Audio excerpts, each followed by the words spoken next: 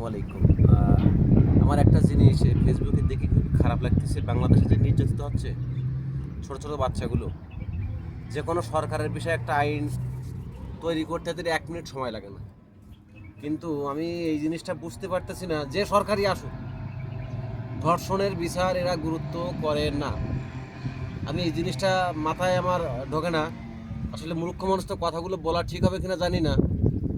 কোনো নেতা, কোনো মন্ত্রী, কোনো রাজা বাদশার মেয়ের যদি ধর্ষণ করে তো না, বিচারটা মনে হয় সেই দিনের ভিতরে সব মিটিং ফিটিং করি, হাবিজাবি করি, সব ঠিকই করতো। কিন্তু আসলে আমরা গরিব মানুষ, যারা এই কাজগুলো যে প্রভাবশালী যে লোকগুলো করতেছে, খুবই খারাপ।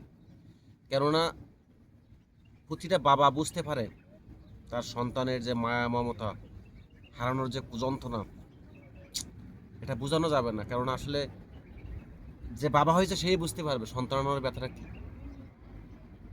তাছাড়া কেউ বুঝতে পারবে না। ভালো থাকবেন, সুস্থ থাকবেন, দোয়া করবেন আমাদের জন্য যেন আমরা ভালো থাকি।